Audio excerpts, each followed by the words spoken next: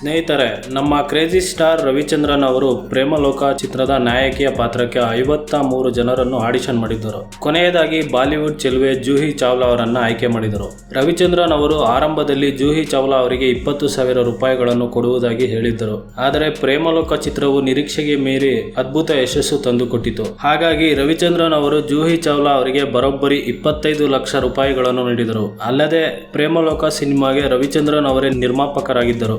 ಆಗಿನ ಕಾಲದಲ್ಲಿ ರವಿಚಂದ್ರನ್ ಅವರು ಈ ಚಿತ್ರವನ್ನು ಕನ್ನಡ ಹಾಗೂ ತಮಿಳು ಭಾಷೆಯಲ್ಲಿ ಏಕಕಾಲದಲ್ಲಿ ಶೂಟಿಂಗ್ ಮಾಡಿದ್ದರು. ಕನ್ನಡದಲ್ಲಿ ಪ್ರೇಮಲೋಕ, ತಮಿಳಿನಲ್ಲಿ ಪರ್ವರಾಗಂ ಎಂದು ಚಿತ್ರೀಕರಿಸಲಾಗಿತ್ತು. ನಂತರ ತೆಲುಗಿಗೆ ಪ್ರೇಮಲೋಕಂ ಎಂದು ಡಬ್ಬಿಂಗ್ ಮಾಡಲಾಗಿತ್ತು. ಎಸ್ ನಾರಾಯಣ್ ನಿರ್ದೇಶನದ ಮತ್ತು ದುನಿಯಾ ವಿಜಯ್ ನಟನೆಯ ದಕ್ಷ ಆಕ್ಷನ್ ಥ್ರಿಲ್ಲರ್ ಸಿನಿಮಾ ಆಗಿದ್ದು, ಇಡೀ ಸಿನಿಮಾವನ್ನು 2 ಗಂಟೆ 22 ನಿಮಿಷಗಳ ಒಂದೇ ಟೇಕ್ನಲ್ಲಿ ಚಿತ್ರೀಕರಿಸಲಾಗಿದೆ ಹಾಗೂ ಗಿನ್ನಿಸ್ ಬುಕ್ನಲ್ಲಿ ದಾಖಲೆಯಾದ ಕನ್ನಡದ 2ನೇ ಸಿನಿಮಾ ಇದಾಗಿದೆ. ಸ್ನೇಹಿತರೆ, ಸಿಂಗಾಪುರಿನಲ್ಲಿ ರಾಜ ಕುಳ್ಳ ಈ ಚಿತ್ರ ವಿದೇಶದಲ್ಲಿ ಶೂಟಿಂಗ್ ಮಾಡಿದ ಮೊದಲ ಕನ್ನಡ ಚಿತ್ರ ಎಂಬ ಹೆಗ್ಗಳಿಕೆಗೆ ಪಾತ್ರವಾಗಿದೆ. ವಿಷ್ಣುವರ್ಧನ್, ದ್ವಾರಕೀಶ್ ಹಾಗೂ ಮಂಜುಳಾ ಅವರು ಮುಖ್ಯ ಪಾತ್ರದಲ್ಲಿ ನಟಿಸಿದ್ದಾರೆ ಹಾಗೂ ಬೆಳಗಾವಿ ಭಾಗದಲ್ಲಿ 200 ದಿನಗಳ ಕಾಲ ಯಶಸ್ವಿ ಪ್ರದರ್ಶನ ಕಂಡ ಮೊದಲ ಕನ್ನಡ ಚಿತ್ರ ಇದಾಗಿದೆ ಹಾಗೂ ತಮಿಳಿನಲ್ಲಿ ಸ್ವೀಟ್ ಸಿಂಗಾಪುರ್ ಅಂತ ಡಬ್ಬಿಂಗ್ ಕೂಡ ಆಗಿದೆ. ಇದಲ್ಲದೆ ದ್ವಾರಕೀಶ್ ಅವರೇ ಈ ಚಿತ್ರವನ್ನು ನಿರ್ಮಾಣ ಮಾಡಿದ್ದರು ಹಾಗೂ ದ್ವಾರಕೀಶ್ ಅವರಿಗೆ ಸಾಕಷ್ಟು ಲಾಭವನ್ನು ಈ ಚಿತ್ರ ತಂದುಕೊಟ್ಟಿದೆ. ಸ್ನೇಹಿತರೆ, ಕಿಚ್ಚ ಸುದೀಪ್ ಅವರು ಹುಚ್ಚ ನಂದಿ ಹಾಗೂ ಸ್ವಾತಿ ಮುತ್ತು ಸಿನಿಮಾಗಳಿಗಾಗಿ ಹ್ಯಾಟ್ರಿಕ್ ಫಿಲ್ಮ್ ಫೇರ್ ಪಡೆದ ಕನ್ನಡದ 3ನೇ ನಟ ಆಗಿದ್ದಾರೆ. ಈ ಮುಂಚೆ ಡಾಕ್ಟರ್ ರಾಜ್ಕುಮಾರ್ ಅವರು ಶ್ರಾವಣ ಬಂತು, ಅದೇ ಕಣ್ಣು ಹಾಗೂ ಭಾಗ್ಯದ ಲಕ್ಷ್ಮಿ ಬಾರಮ್ಮ ಚಿತ್ರಗಳಿಗೆ ಕನ್ನಡದಲ್ಲಿ ಹ್ಯಾಟ್ರಿಕ್ ಫಿಲ್ಮ್ ಫೇರ್ ಪ್ರಶಸ್ತಿ ಪಡೆದ ಮೊದಲ ಕನ್ನಡ ನಟ ಆಗಿದ್ದರು. ಅನಂತ್ನಾಗ್ ಅವರು ಹೆಂಡ್ತಿಗೆ ಹೇಳ್ಬಿಡಿ, ಉದ್ಭವ ಹಾಗೂ ಗೌರಿ ಗಣೇಶ ಸಿನಿಮಾಗಳಿಗಾಗಿ ಕನ್ನಡದಲ್ಲಿ ಹ್ಯಾಟ್ರಿಕ್ ಫಿಲ್ಮ್ ಫೇರ್ ಪಡೆದ 2ನೇ ಕನ್ನಡ ನಟ ಆಗಿದ್ದರು. ಕನ್ನಡದಲ್ಲಿ ಡಾಕ್ಟರ್ ರಾಜ್ಕುಮಾರ್, ಅನಂತ್ನಾಗ್ ಹಾಗೂ ಕಿಚ್ಚ ಸುದೀಪ್ ಬಿಟ್ಟರೆ ಇನ್ಯಾವುದೇ ನಟ ಹ್ಯಾಟ್ರಿಕ್ ಫಿಲ್ಮ್ ಫೇರ್ ಪ್ರಶಸ್ತಿ ಪಡೆದಿಲ್ಲ. ಇನ್ನು ಅತಿ ಹೆಚ್ಚು ಫಿಲ್ಮ್ ಫೇರ್ ಅವಾರ್ಡ್ ಪಡೆದ ಕನ್ನಡ ನಟರು ಯಾರೆಂದರೆ ಡಾಕ್ಟರ್ ರಾಜ್ಕುಮಾರ್ ಅವರು 8 ಫಿಲ್ಮ್ ಫೇರ್ ಅವಾರ್ಡ್ ಪಡೆದಿದ್ದಾರೆ. ಅನಂತ್ನಾಗ್ ಅವರು 6 ಫಿಲ್ಮ್ ಫೇರ್ ಅವಾರ್ಡ್ ಪಡೆದಿದ್ದಾರೆ. ಡಾಕ್ಟರ್ ವಿಷ್ಣುವರ್ಧನ್, ಶಿವರಾಜ್ ಕುಮಾರ್, ಪುನೀತ್ ರಾಜ್ಕುಮಾರ್ ಅವರು ತಲಾ 4 ಫಿಲ್ಮ್ ಫೇರ್ ಅವಾರ್ಡ್ ಪಡೆದಿದ್ದಾರೆ ಹಾಗೂ ಕೊನೆಯದಾಗಿ ಕಿಚ್ಚ ಸುದೀಪ್ ಅವರು 3 ಫಿಲ್ಮ್ ಫೇರ್ ಅವಾರ್ಡ್ ಪಡೆದಿದ್ದಾರೆ. ಸ್ನೇಹಿತರೆ, ಕರ್ನಾಟಕ ಹಾಗೂ ಕನ್ನಡ ಚಿತ್ರರಂಗದ ಇತಿಹಾಸದಲ್ಲಿಯೇ 1 ವರ್ಷ ನಿರಂತರ ಪ್ರದರ್ಶನ ಕಂಡ ಮೊದಲ ಕನ್ನಡ ಚಿತ್ರ ಮುಂಗಾರು ಮಳೆ. ಆಗಿನ ಕಾಲದಲ್ಲಿ 75 ಲಕ್ಷದಲ್ಲಿ ಶೂಟಿಂಗ್ ಮಾಡಿ ಬರೋಬ್ಬರಿ 75 ಕೋಟಿ ಕಲೆಕ್ಷನ್ ಮಾಡಿತ್ತು. PVRನಲ್ಲಿ 460 ದಿನಗಳಿಗೂ ಹೆಚ್ಚು ಕಾಲ ನಿರಂತರ ಪ್ರದರ್ಶನಕ್ಕಾಗಿ ಮುಂಗಾರು ಮಳೆ ಚಿತ್ರವು ಭಾರತೀಯ ಚಿತ್ರರಂಗದಲ್ಲಿ ನ್ಯಾಷನಲ್ ರೆಕಾರ್ಡ್ ಹೊಂದಿದೆ. ಇದಲ್ಲದೆ ಮುಂಗಾರು ಮಳೆ ಚಿತ್ರವು 4 ಭಾಷೆಗಳಿಗೆ ರಿಮೇಕ್ ಆಗಿದೆ. ತೆಲುಗಿನಲ್ಲಿ ವಾನಾ ಎಂದು ರಿಮೇಕ್ ಆಗಿದೆ. ಬೆಂಗಾಲಿಯಲ್ಲಿ ಪ್ರೇಮ್ ರೇ ಕಹಾನಿ ಎಂದು ರಿಮೇಕ್ ಆಗಿದೆ. ಒಡಿಯಾದಲ್ಲಿ ರೋಮಿಯೋ ದಿ ಲವರ್ ಬಾಯ್ ಎಂದು ರಿಮೇಕ್ ಆಗಿದೆ ಹಾಗೂ ಮರಾಠಿಯಲ್ಲಿ ಪ್ರೇಮೇ ನಮಃ ಎಂದು ರಿಮೇಕ್ ಆಗಿದೆ. ರಾಜ್ಕುಮಾರ್ ಹಾಗೂ ಮಾಧವಿ ನಟನೆಯಲ್ಲಿ ಮೂಡಿಬಂದ ಅನುರಾಗ ಅರಳಿತು ಚಲನಚಿತ್ರವು ತಮಿಳು, ತೆಲುಗು, ಹಿಂದಿ ಸೇರಿದಂತೆ 7 ಭಾಷೆಯಲ್ಲಿ ರಿಮೇಕ್ ಆಗಿದೆ ಮತ್ತು ಅಲ್ಲೂ ಕೂಡ ಅದ್ಭುತ ಯಶಸ್ಸು ಕಂಡಿದೆ.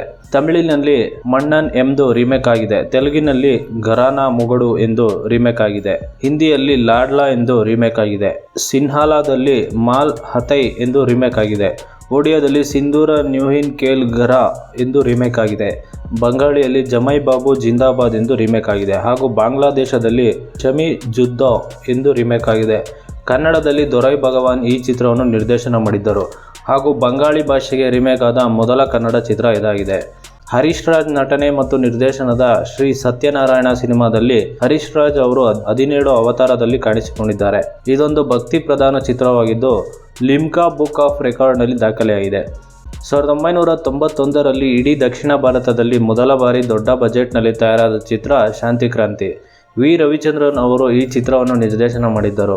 ಈ ಚಿತ್ರವು 10 ಕೋಟಿ ರೂಪಾಯಿ ವೆಚ್ಚದಲ್ಲಿ ತಯಾರಾಗಿತ್ತು. ಇದನ್ನು ಪ್ಯಾನ್ ಇಂಡಿಯಾ ಸಿನಿಮಾ ಎಂದು ಕರೆಯಬಹುದಾಗಿದೆ. ತಮಿಳು, ತೆಲುಗಿನಲ್ಲಿ ಕೂಡ ರವಿಚಂದ್ರನ್ ಅವರೇ ರಿಮೇಕ್ ಮಾಡಿದರು ಮತ್ತು ಹಿಂದಿಯಲ್ಲಿ ಡಬ್ಬಿಂಗ್ ಮಾಡಿದ್ದಾರೆ. ತಮಿಳಿನಲ್ಲಿ ರಜನಿಕಾಂತ್ ನಟಿಸಿದ್ದು, ತೆಲುಗಿನಲ್ಲಿ ನಾಗಾರ್ಜುನ ನಟಿಸಿದ್ದಾರೆ. ಆಗಿನ ಕಾಲದಲ್ಲಿ ದಕ್ಷಿಣ ಭಾರತದಲ್ಲಿ ಯಾರೂ ಕೂಡ ಇಷ್ಟು ದೊಡ್ಡ ಬಜೆಟ್ನಲ್ಲಿ ಸಿನಿಮಾ ಮಾಡಿರಲಿಲ್ಲ. ಇಡೀ ಭಾರತದಲ್ಲಿ 100 ಸೆಂಟರ್ಗಳಲ್ಲಿ 100 ದಿನ ಪೂರೈಸಿದ ಮೊದಲ ಕನ್ನಡ ಸಿನಿಮಾ ಜನ್ಮದ ಜೋಡಿ. ಡಾಕ್ಟರ್ ಶಿವರಾಜ್ ಕುಮಾರ್ ಹಾಗೂ ಶಿಲ್ಪಾ ಜೋಡಿಯು ಈ ಸಿನಿಮಾದಲ್ಲಿ ನಟಿಸಿತ್ತು ಮತ್ತು TS ನಾಗಾಭರಣ ಅವರು ಈ ಚಿತ್ರವನ್ನು ನಿರ್ದೇಶನ ಮಾಡಿದರು. ಈ ಚಿತ್ರವು 5 ಕರ್ನಾಟಕ ರಾಜ್ಯ ಫಿಲ್ಮ್ ಪ್ರಶಸ್ತಿ ಪಡೆದುಕೊಂಡಿದೆ. Best actress Shilpa, best music director V Manohar, best male playback singer LN Shastri, jury special award Parvathamma Rajkumar.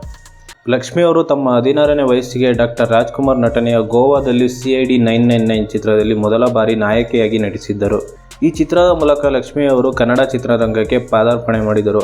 Rajkumar ಅವರು ಬಾಂಡ್ ಸಿನಿಮಾಗಳಲ್ಲಿ ಇದು ಕೂಡ ಒಂದಾಗಿದೆ. ಶ್ರೀಲಂಕಾ ಮೂಲದ ನಟಿ ಸಬಿತಾ ಪೆರೀರಾ ಈ ಸಿನಿಮಾದ ಮೂಲಕ ಭಾರತೀಯ ಚಿತ್ರರಂಗಕ್ಕೆ ಪಾದಾರ್ಪಣೆ ಮಾಡಿದರು. ಉಪೇಂದ್ರ ಮತ್ತು ಪ್ರಿಯಾಂಕಾ ನಟನೆಯ H2O ಚಿತ್ರದ ಆಡಿಯೋ ರೈಟ್ಸ್ 1 ಕೋಟಿಗೆ ಮಾರಾಟವಾಗಿತ್ತು. ಅಂದಿನ ಕಾಲದಲ್ಲಿ ಇದು ಬಹು ದೊಡ್ಡ ಮೊತ್ತವೇ ಆಗಿತ್ತು. 28 ಥಿಯೇಟರ್ಗಳಲ್ಲಿ 50 ದಿನಗಳ ಪ್ರದರ್ಶನ ಕಂಡಿತು ಹಾಗೂ ಬೆಂಗಳೂರಿನಲ್ಲಿ 75 ದಿನಗಳ ಪ್ರದರ್ಶನ ಕಂಡಿತು. ಹಾಗೂ ಈ ಚಿತ್ರಕ್ಕೆ ಕಪಾಲಿ ಥಿಯೇಟರ್ನಲ್ಲಿ 100 ಅಡಿ ಕಟೌಟ್ ಕೂಡ ನಿಲ್ಲಿಸಲಾಗಿತ್ತು. ಶಿವಣ್ಣನ ಆನಂದ್ ಚಿತ್ರದ ಮೇಲೆ ಅಭಿಮಾನಿಗಳಿಗೆ ಎಷ್ಟು ಕ್ರೇಜ್ ಇತ್ತು ಎಂದರೆ ಈ ಆಡಿಯೋ ಕ್ಯಾಸೆಟ್ ಖರೀದಿ ಮಾಡಲು ಅಭಿಮಾನಿಗಳು 2 ಕಿಲೋಮೀಟರ್ ಕ್ಯೂ ನಿಂತಿದ್ದರು.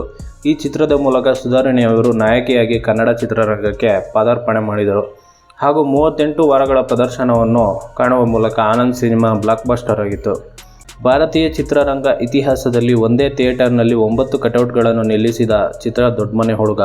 ಪುನೀತ್ ರಾಜ್ಕುಮಾರ್ ಹಾಗೂ ರಾಧಿಕಾ ಪಂಡಿತ್ ಮುಖ್ಯ ಪಾತ್ರದಲ್ಲಿ ನಟಿಸಿದ್ದಾರೆ. ಸೂರಿ ಅವರ ನಿರ್ದೇಶನದ ಈ ಚಿತ್ರ 40 ಕೋಟಿ ಕಲೆಕ್ಷನ್ ಮಾಡಿತ್ತು. ಬೆಂಗಳೂರಿನ ಪ್ರಸನ್ನ ಚಿತ್ರಮಂದಿರದಲ್ಲೂ ಕೂಡ 5 ಕಟೌಟ್ಗಳನ್ನು ನಿಲ್ಲಿಸಲಾಗಿತ್ತು.